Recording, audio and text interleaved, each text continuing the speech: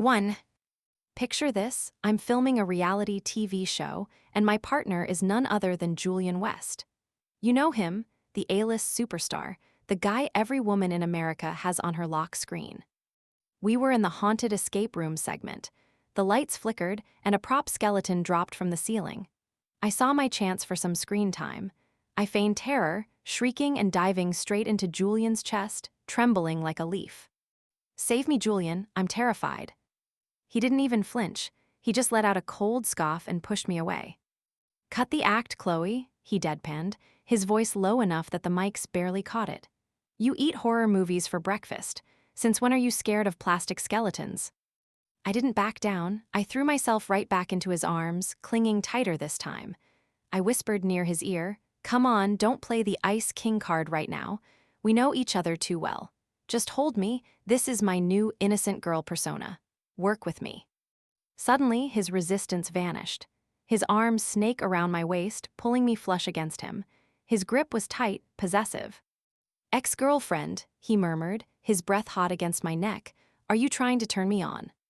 Aside from our agents, nobody knew Julian, and I used to be a thing. And absolutely nobody would believe that I, a struggling B-list actress, was the one who dumped him. Back then, Julian had just wrapped up some intense indie film. He was sweeping awards season, standing on podiums in tuxedos while I sat at home, watching him on TV. I could literally feel the gap between us widening. It wasn't just distance, it was altitude. When his schedule finally cleared, he came home different. He was moody, locking himself in his room, refusing to talk. "I'm sorry, Chloe," he'd say through the door.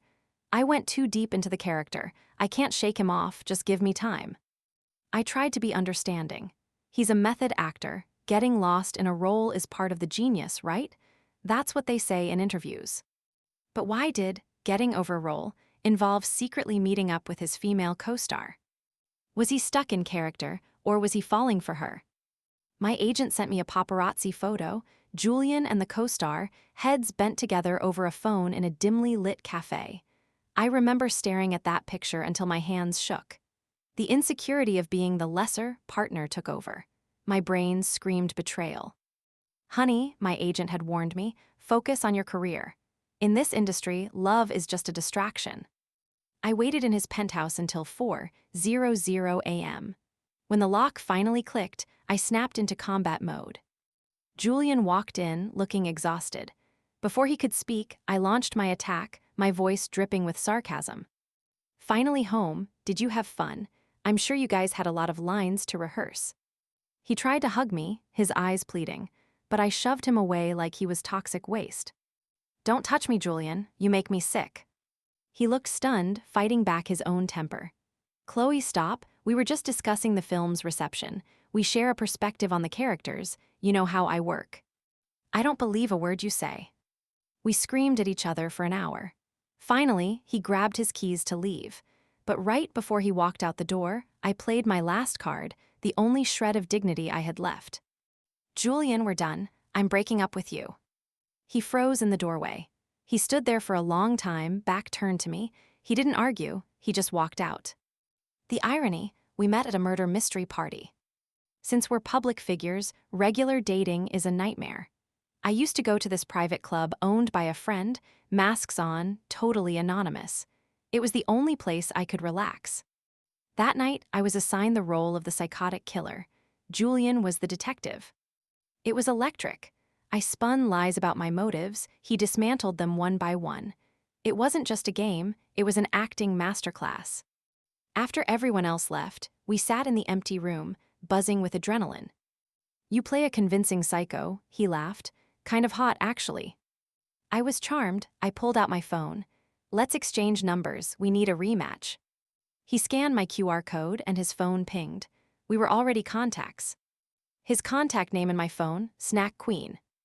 My name for him, the Iceberg. Once the masks came off, everything moved fast. We went from strangers to Hollywood's best-kept secret in weeks. Julian started pursuing me, and I didn't play hard to get. I was head over heels. But since he was 10 times more famous than me, our relationship lived in the shadows. I followed him on location, hiding in hotel rooms like a dirty secret. He wanted to go public, but I refused. I was terrified of being labeled a clout chaser. He tried to make up for it with gestures. He knew I was obsessed with vintage cartoons, so even though his style was modern minimalist, he filled his bedroom with plushies and blue decor just to make me feel at home. He secretly pulled strings to get me gowns for events so I wouldn't look out of place next to the starlets. His love wasn't loud, but it was constant, like a stream that eventually wears down a rock. After the breakup, I rotted in bed for 6 months. Finally, my agent stormed in and ripped the duvet off me. Are you done feeling sorry for yourself? You love reading gossip, but now you're becoming a tragic headline. You want him to laugh at you? Get up. Make money. Success is the only revenge that matters. It was a wake-up call. I wiped my tears and got to work. Suddenly, my career started picking up. Better scripts, better endorsements. Sometimes, late at night, I wondered if Julian was secretly helping me from the shadows. But then I'd see him at an awards show or a gala. He'd walk right past me, cold as ice, not even sparing me a glance.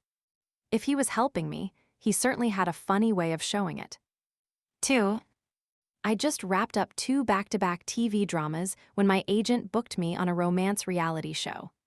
The plan was simple: pair up with my co-star from the last show and fake some chemistry to boost the ratings. But the moment I stepped onto the set, the producer dropped a bomb. My co-star bilayed, his replacement, Julian West. Meaning the scripted romance, the flirting, the couple moments. I had to do all of that with my ex. Panic set in. I huddled in a corner, whispering frantically into my phone. Sarah, are you insane? Julian is the replacement. What if people find out about our history? My agent sounded like she just won the lottery. Chloe, this is gold. Julian is the biggest star on the planet right now. Even a 2-second clip of you guys breathing the same air will go viral. Do not mess this up. I'm renegotiating your fee right now. She hung up before I could protest. I stared at the phone, feeling nauseous. Suddenly, a shadow fell over me. Worried people will find out we used to share a bed. I froze. Julian's voice was right at my ear. He stepped closer, effectively trapping me against the wall. His presence was overwhelming, a mix of expensive cologne and dangerous familiarity. His eyes locked onto mine, dark and unreadable. Chloe, we have unfinished business.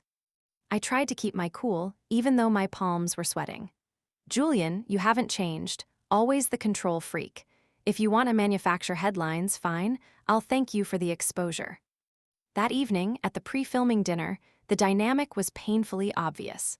I was working the room, smiling until my face hurt, while Julian sat at the head of the table in a black shirt, looking like a bored king. Mr. West, the director fawned, if you need anything, just say the word. Julian barely nodded. And regarding your partner, the director probed carefully, if you feel the chemistry isn't right, we can make changes. I held my breath, praying he'd ask for a switch. Julian swirled his drink, his gaze drifting lazily toward me. I think it's fine, or maybe, you should ask her opinion. Every head turned to me. Chloe, the director barked, come toast Mr. West, don't be shy. I forced a smile and walked over. I clinked my glass against his, leaning in just enough so only he could hear. Please go easy on me, Mr. West. He tilted his head, his voice low and husky. That depends on whether you know how to keep your distance. The director, sensing tension, jumped in. Don't worry, Mr. West. We'll make sure everyone maintains professional boundaries.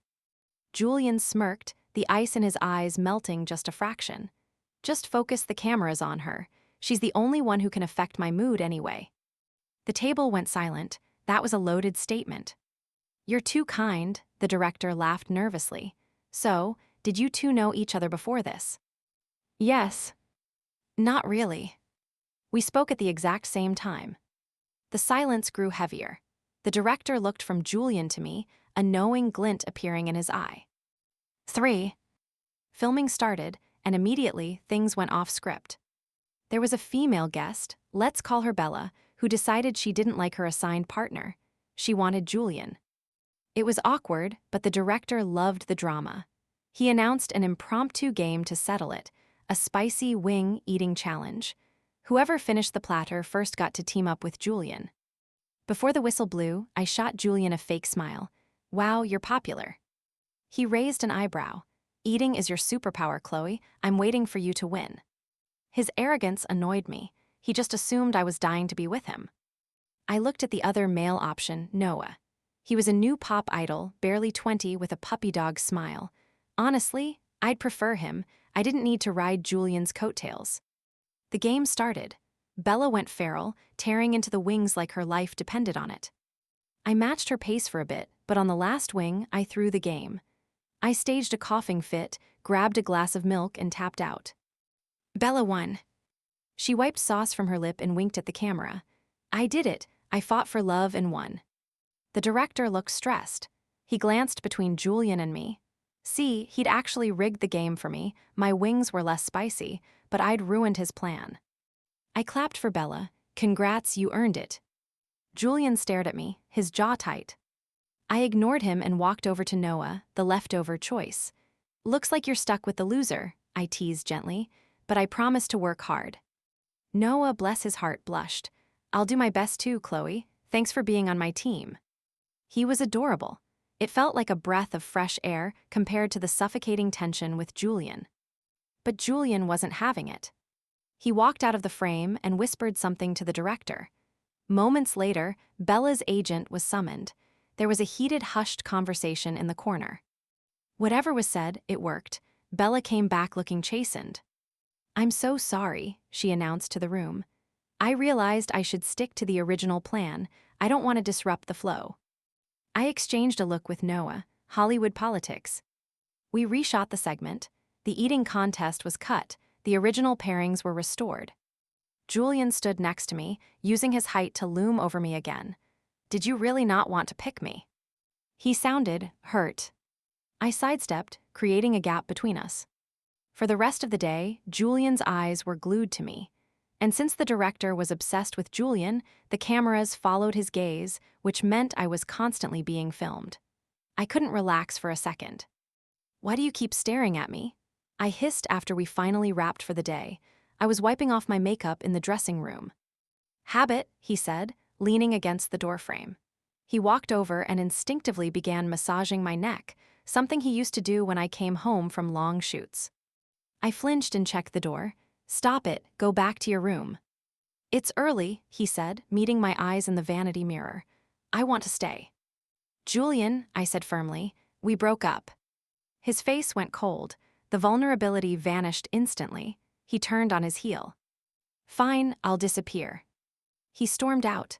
The man had zero emotional regulation.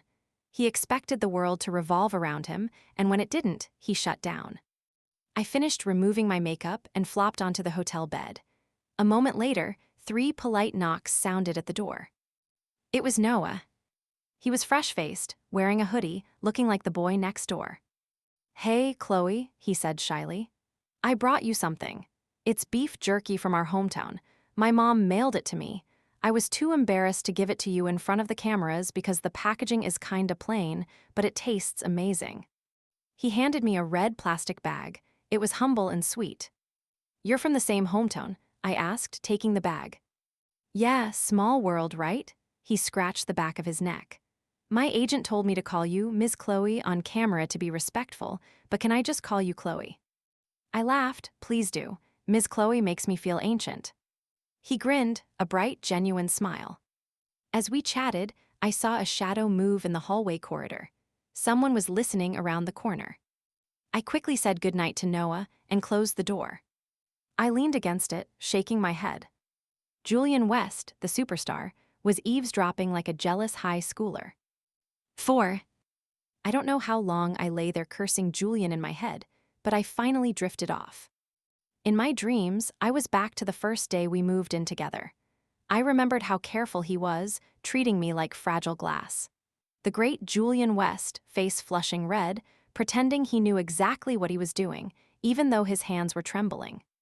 He was always stubborn, but in that moment of intimacy, he had stopped, looking down at me with raw, unguarded eyes. Chloe, he had whispered, I don't know why, but I feel like crying. I remembered freezing. I was the emotional one, the crier. I didn't know how to answer him then. I still don't know if his tears came from the same place mine did. I woke up as the sun hit my face, feeling heavy and disoriented. Shaking off the dream, I threw on my gear and went for a morning run to clear my head. I was stretching at a crossroads when a familiar voice cut through the morning mist. "Morning," Julian jogged up beside me, wearing a gray tracksuit. "You look like you didn't sleep either." Right, Julian had chronic insomnia. When he was stressed, he'd spiral, locking himself away. I forced a bright smile. "Sorry to disappoint, but I slept like a baby." He started jogging in place, his hair bouncing rhythmically. "Sure you did. All right, let's run." A few laps later, our group grew. Other cast members joined in, including Noah. I had to admit, youth was a superpower. Noah looked fresh, his skin glowing, his stride effortless. I couldn't help but admire the view. Suddenly, someone body-checked me. "Keep staring and you'll go blind," Julian growled, running beside me. I scoffed, jealous that I appreciate beauty. Julian grabbed my elbow and jerked me to a stop. The rest of the group halted, looking back at us curiously. I pulled my arm free, flashing a fake smile. "Can I help you with something, Mr. West?" Julian closed his eyes, took a deep breath, and then looked at me with shameless desperation. "Chloe," I twisted my ankle. "Help me back to the hotel." I stared at him. The man was a lying machine. Before I could call his bluff, he lowered his voice. "Come on, for old time's sake." The other runners were practically vibrating with curiosity. To stop him from saying anything worse, I grabbed his arm. "Fine, lean on me." Julian is an Academy Award-caliber actor. He limped with perfect conviction, but because I was holding him, I could practically feel the smugness radiating off him. He wasn't hurt. He just wanted to win. Back in his hotel room, the director called immediately, fretting over the phone, offering to halt production so Julian could get an MRI. I rolled my eyes so hard it hurt. Julian hung up, flopped onto the bed, and patted the empty space beside him. "Nap with me." I exploded. I let loose a string of insults that would have been beeped out on cable TV. He just watched me, heavy-lidded. "I haven't slept in days, Chloe. Just stay with me, please." He looked so pathetic that my anger got stuck in my throat. He sighed, sensing my hesitation, and moved to the sofa. "Fine, I'll take the couch. You take the bed, just be in the room." Seeing him weak always wrecked me, but giving in now felt dangerous. My chest tight with unresolved grief and anger, I couldn't speak. I turned and walked out the door. In the hallway, blinded by tears, I slammed right into someone. Fresh, clean scent. I looked up into Noah's worried, puppy dog eyes. "Chloe, did he bully you?" Noah asked, his voice protective. I sniffled. Before I could answer, Noah frowned, gently moved me aside, and started marching toward Julian's door like he was going to start a fight. "No," I grabbed his hand in a panic. He froze at the contact, his ears turned bright red. I quickly let go. "I'm fine, I was just sad for him. Julian's mind is a bit warped from the industry. Don't worry about it. Stay true to yourself, Noah. Don't let this place change you." He scratched his head, looking shy and easily manipulated. I said goodbye and went to my room. My phone buzzed immediately. A text from Julian. "I really hate people who use their status to get what they want." It was a cryptic threat. He was warning me, stay away from Noah, or I'll use my status to crush him. I knew exactly which buttons to push. I texted back. "People eventually become exactly what they hate. You're no exception." 5. Julian didn't openly attack Noah, but he made his dislike known. And in Hollywood, that's a death sentence. Soon, Noah was isolated. The director nitpicked him, his partner picked fights, and even the assistants gave him attitude. I watched it happen. I felt bad, but I stayed out of it. Survival of the fittest. I couldn't save everyone. "Don't look at me like that," Julian said later, lounging next to me with a coffee while we watched Noah get scolded by a producer. "I just don't like other men getting close to you." A camera guy ran over. "Mr. West, Chloe, can you guys talk? We need some B-roll. Give us some of that chemistry." Julian turned to me. The look in his eyes changed instantly. It was drowning in affection, focused solely on me, as if I were the only person in the world. I held his gaze for 1 second before I panicked. I couldn't do this. I turned and fled to the restroom, locking the door. I leaned against the tile wall, tears sliding down my face.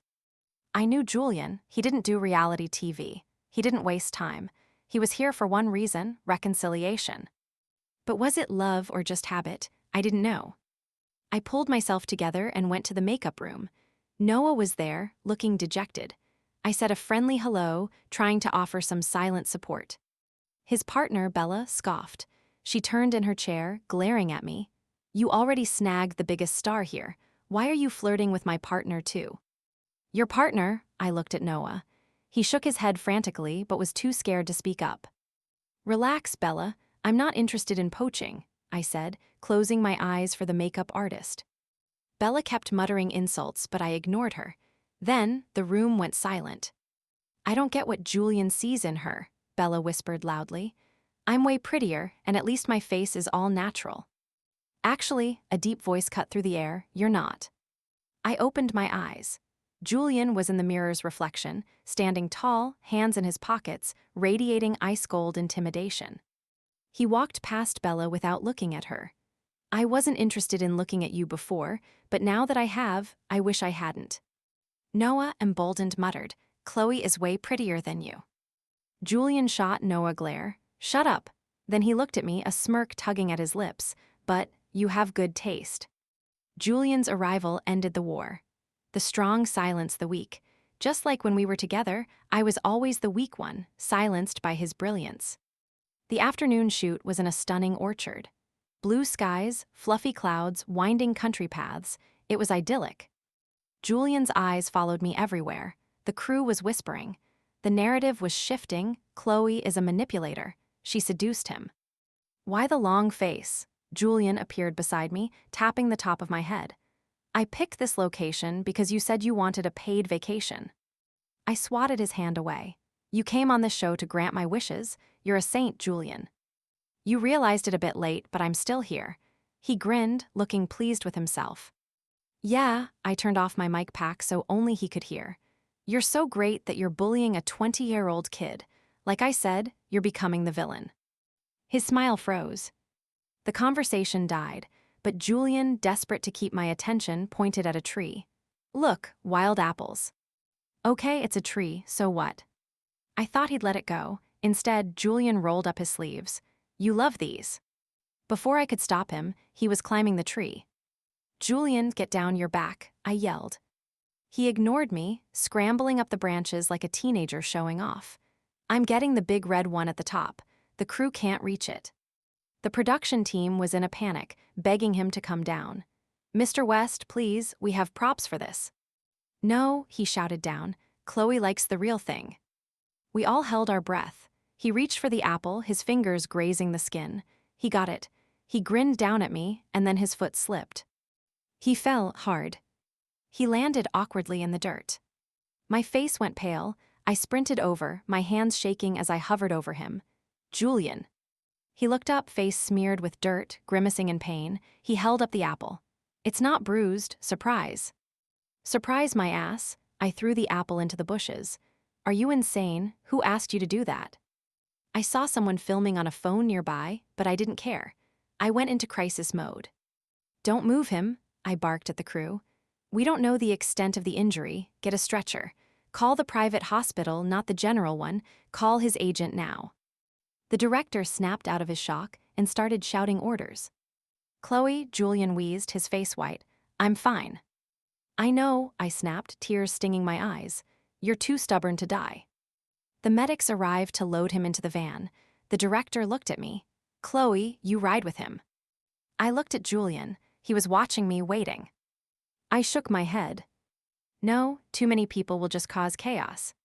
"Chloe," Julian's voice cracked. He looked stunned. I turned my back on him and walked away. I waited until I was out of sight before I finally let myself breathe. 6. The first ankle injury was fake. This time, Julian actually broke his leg. I don't know how the news leaked, but within an hour, it was the #1 trending topic. Along with the news came the video of Julian falling from the tree. The comment section was a war zone. Conspiracy theories ran wild. The internet decided it was my fault, that I had cruelly manipulated him into climbing the tree and then coldly watched him fall. People edited clips from the show to make me look like a heartless villain. My agent, Sarah, scrolled through the feed, speechless for a long time. Girl, she finally sighed, getting close to men is bad luck. Getting close to an ex-boyfriend is a catastrophe. I let out a tired sigh. I was about to reply when a notification popped up on my phone. 1 minute ago, Julian posted on his official account. I fell on purpose. It was a pity play to win my ex-wife back. Don't be mean to her. Send help. My hand shook so bad I accidentally liked the post. I panicked and immediately unliked it, tossing the phone to Sarah. I just made it worse. Look. Sarah, in her excitement, accidentally liked it again on her own phone. She quickly unliked it, grinning from ear to ear. Julian is saving you. You guys need to interact. This is traffic gold. I wanted to refuse, but the internet is faster than light. My accidental like then unlike was already screenshot and posted in Julian's comments. OMG, the ex-wife has seen it. She's shocked. The response is late, but it's here. The likes and comments skyrocketed. Even industry heavyweights were reposting it for the drama. I wanted to crawl into a hole and die. Sarah made some calls and found out the truth, those industry reposts. Julian had personally bribed people with digital red envelopes to share it. Was he trying to make this so big I couldn't escape? Sarah had never dealt with this level of viral fame before. She was giddy, face flushed, eyes shining. I'm going to meet with the PR team to discuss a strategy. This is huge. Do not post anything until I say so. I had lost control of the narrative. I was just a passenger now. Feeling suffocated, part victim, part resentful, I deleted all my social media apps. Out of sight, out of mind. I spent an hour practicing calligraphy to calm down. Suddenly, Sarah burst back into the room, snatching the brush from my hand. Her face was pale. Do you know Noah well? I shook my head, then paused and nodded. A little. Why? Someone just leaked that you two are dating, with photos. She threw her phone at me. It was a new account. The photos were grainy and taken in different locations, but every single one looked intimate. One angle even made it look like we were kissing. The photographer knew exactly what they were doing. This feels staged, Sarah muttered. Like someone was waiting for you and Julian to trend so they could piggyback on the drama. I had a hunch. I picked up my brush again. He's using the wind to fly higher. I looked at Sarah. Let's play along with the kid. He wants the spotlight and I don't want to touch Julian. It's a win-win. Okay, I'll set it up. Wait for my signal. Alone in the study, I slumped in my chair. A few minutes later, my phone started ringing. It was a specific ringtone I'd set years ago. I knew who it was without looking. It rang 13 times before I picked up. Chloe, Julian's voice was tight. Noah, really? Does he even deserve to be in the same sentence as you? I forced a laugh to hide my nerves. Julian, don't be childish. Who doesn't like a younger man these days? You like younger women, don't you? Silence on the other end. I was about to hang up when he spoke again, his voice raspy. Don't provoke me. It's a publicity stunt, right? You're smart, figure it out. I hung up and turned off my phone. So the great Julian West had insecurities too. Meanwhile, I was drowning in anxiety, tortured by my own thoughts day and night. 7. Sarah confirmed that Noah was more than happy to ride the wave with me. We were in the same agency. Mutual benefit was the name of the game. The company set up a live stream. Just me and Noah, creating pink bubbles of romance for the fans. Before we went live, I texted Julian. Exes should be understanding and reasonable. That's how you get remembered fondly. He replied with a string of question marks. I have to work now. I handed my phone to Sarah. 2 hours later, we went live. No announcement, no promo, but the viewer count exploded instantly. The gossip-hungry netizens flooded in. I looked at Noah. White t-shirt, black joggers, sneakers, clean skin, innocent features. He sat stiffly, looking shy and harmless. He had a very deceptive face. The comments were fawning over him, puppy dog eyes. Loyal, older woman, younger man is the best trope. Of course, a lot of those comments were paid bots. A few people asked about Julian, but I ignored them. I enthusiastically promoted Noah's new song. Noah played his part perfectly, the devoted, innocent puppy supporting his sister. The visible chemistry, the unspoken tension, it hooked the audience. The stream lagged several times because of the traffic. After we went offline, Noah couldn't hide his excitement. "Chloe, look, we're trending." I looked at him, feeling a wave of disappointment. "It's a shame," I said quietly. "Between climbing the ladder slowly and taking a shortcut, you chose the shortcut. You killed all the respect I had for you." "Don't you want the fame?" I asked, staring him down. "Don't you want to be a star?" He blinked his big, innocent eyes at me. "I do," I admitted. "But I thought you were different. I liked your sincerity. Too bad it was an act. I have bad taste. I hate myself a little more now." I walked away before I lost my temper. Outside, a rainstorm had started. The heavy drops hammered against the car window as we drove. I leaned my head against the glass, feeling as gloomy as the weather. Because of the recent attention, the agency moved me to a secluded villa for privacy. It was a luxury I'd never had before. When we arrived, Sarah was giddy. "Am I finally riding your coattails to the good life? I'm not used to this." She opened the door and froze. In the massive living room, Julian West was sitting on the sofa. He was wearing striped silk pajamas, his injured leg propped up, looking like the lord of the manor. Sarah didn't hesitate. She stepped back, shoved me inside, and slammed the door shut. "Traitor." Julian tilted his head, a dangerous smile playing on his lips. "That live stream was fascinating. I bought about 50 super chat donations. Was that understanding enough for you?" I stood by the door, refusing to move. "You wasted your money." He grabbed his crutches and hobbled over to me, slow and deliberate. I held my tongue until now. Is that reasonable enough? His shadow fell over me, heavy with pressure. I swallowed hard. "Well, thank you, you're a good person." "Chloe," his eyes darkened. He reached out and gripped my shoulder. I wanted to run, but his hand was firm. "Do you really like younger men?" I braced myself for his anger and lied. "Yes." "Sister," he whispered, his voice dropping an octave, "how about me? I can be a puppy too." I stared at him in disbelief. "Julian, have you lost your mind? Where is your dignity?" "Gone." He cupped my chin, his thumb brushing my skin. "I don't want dignity, I want my wife." My heart slammed against my ribs. He leaned in, his lips inches from mine. At the last second, I turned my head and pushed him away. "Julian, we broke up. I don't want to get back together." "That's fine," he said, surprisingly calm. "I'll just try harder." This was new. The old Julian would have lost his patience by now. I remembered once he'd been filming for 3 months. When he came back, I'd insecurely asked if anything happened with his co-star. He'd been so annoyed he just carried me into the shower. "Check for yourself," he'd growled. That intense, physical reassurance used to work, but I needed more than just passion now.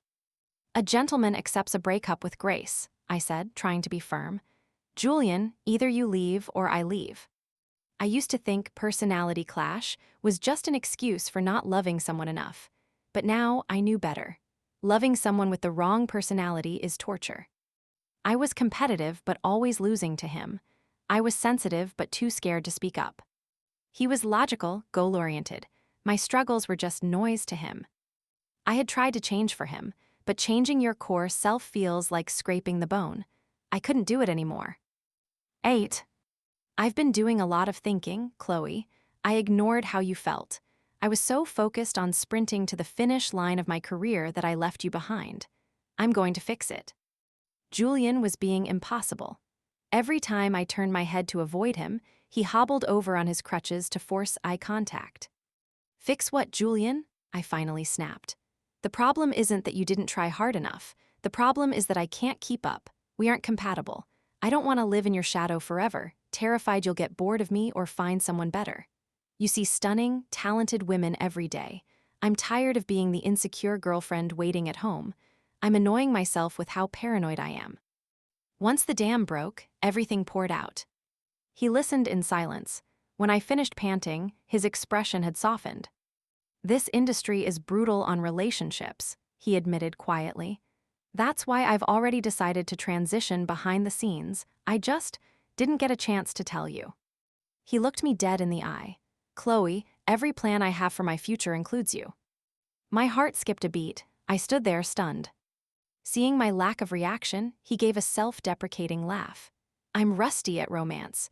I'll go learn some better lines and come back to woo you later. I'm leaving now. He actually turned and crutched his way to the door. I watched him go, feeling a strange mix of relief and emptiness. I walked to the window to watch him leave and saw him slip on the wet pavement, crashing down into the pouring rain. Where was his car, his assistant? Panic overrode my pride. I sprinted outside. Julian was sitting in a puddle, soaked to the bone, looking up at me like a kicked puppy. You saw that? God, that's embarrassing. Shut up and get up, I grunted, hauling him to his feet. I dragged him back into the living room. Go shower, I'm calling your agent. He stood there, dripping on the rug, not moving. What are you waiting for? I yelled. Never mind, he smiled weakly. I'll just wait for the car. If I shower, I might slip again and cause you trouble. I threw my phone on the couch. Don't be an idiot, you'll get pneumonia. Come on, I'll help you. I could have sworn I saw a smirk flash across his face. Are you playing the victim card right now? I narrowed my eyes. No, he tried to back away. If you think that, I won't shower. Let me freeze, it's fine, I deserve it. Oh, he is definitely playing the victim card. But I couldn't leave him shivering. I dragged him to the bathroom, started the hot water, and set out a towel. I turned to leave, but a hot, wet hand grabbed mine. You're soaked too, Julian whispered, looking at me through wet lashes. Stay. Julian, don't push your luck. He tugged my hand gently. I was worried about you. Is that a crime?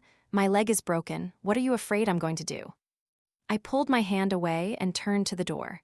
Suddenly, he wrapped his arms around me from behind. He was soaking wet, but his body heat burned through my clothes. Chloe, we've been apart too long. I missed you. The bathroom was filling with steam. The air was thick with tension. My heart hammered against my ribs. I tried to pry his hands off my waist, but he spun me around. We were chest to chest. His eyes dropped to my lips. Then he kissed me. It wasn't gentle. It was desperate, wet, and heavy with everything we hadn't said for months. When we finally broke apart, gasping for air, he rested his forehead against mine. His voice was rough. You miss me too, Chloe. By the time we came out of the bathroom, fully clothed, eventually, Julian was a new man. The pathetic, invalid act was gone, replaced by his usual swagger. Your leg might be broken, I grumbled, drying my hair, but your hands seem perfectly fine. I aim to please. He went to the kitchen to make soup. I followed him, nagging. Why aren't you leaving? You got what you wanted. I bought this villa, he said casually, stirring the pot. Why should I leave my own house? Wait, the agency said. The agency does what I tell them. I told them to pair us up. Julian, we can't do this. If we get caught, your career implodes. Fans hate secret relationships. True love doesn't implode. He stopped cooking and looked at me seriously. I know you're stubborn, but in this era, talent needs traffic. I won't let you risk it with Noah. He has no fan base to protect you. I have enough power to shield us both.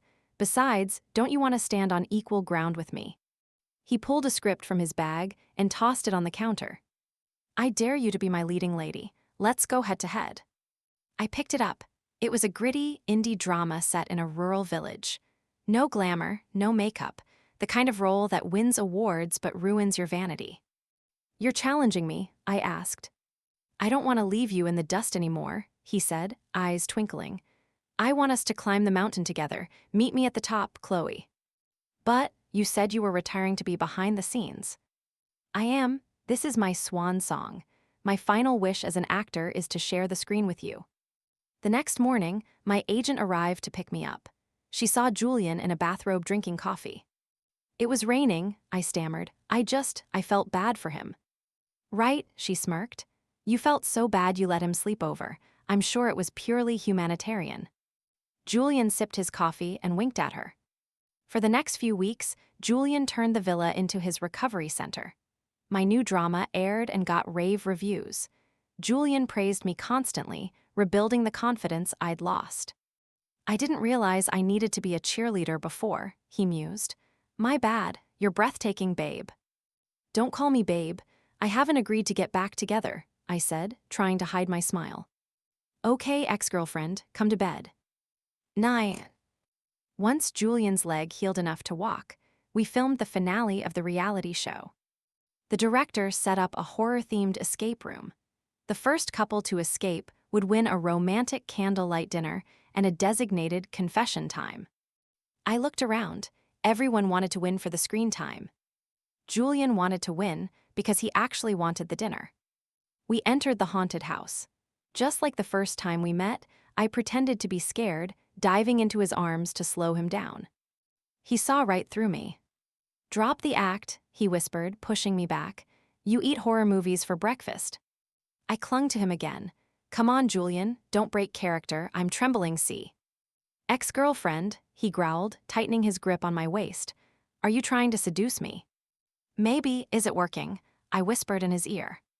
His grip turned iron-hard. "You know exactly what you're doing." He was enjoying this too much. I broke away and decided to change tactics. I played the clumsy idiot, trying to sabotage our progress so Noah could win. I didn't want the candlelight dinner. I knew Julian would propose or do something grand, and I'd cry on national TV. I wasn't ready. But Julian was a machine. He bulldozed through the puzzles. We reached the final room at the same time as Noah. I panicked. I lunged forward to grab Julian, trying to hold him back so Noah could grab the key. In the struggle, I tripped over a prop coffin. I went down hard. The cameraman, trying to dodge me, swung his rig, and the heavy camera smashed right into my face. "Chloe." The world went blurry. I felt something warm running down my cheek. Julian was there instantly. Noah stood frozen in shock. "I'm done for," I wailed, burying my face in Julian's chest. My face. Julian was shouting orders, his voice shaking. As they loaded me onto the stretcher, he grabbed my hand. "Good news and bad news," he said, his face pale. "Which one first?" "Julian, I'm bleeding. What is wrong with you?" "I bought accident insurance for us," he babbled, trying to keep me conscious. "The beneficiary is me." I stopped crying and glared at him. "You bastard, you're waiting for me to die to cash in." "Or," he said, his voice cracking, "you can outlive me and collect the money. Please just stay with me." When we got to the hospital, the adrenaline wore off. Julian fell apart. While the doctor stitched up the gash on my cheek, Julian sat in the corner, chewing his lip until it bled, tears rolling down his face. I stared at him. "I'm the one getting stitches. Why are you crying?" "I'm scared of blood," he lied, wiping his eyes. "And I'm not crying because you look ugly now, I promise." I couldn't help it, I laughed. "Julian, I really love you." He froze. He walked over, grabbed my hand, and stared at me intensely. "I know, we have problems, but if you can't change, I will, just don't give up on me." "Dude, I'm disfigured. Read the room." He didn't care.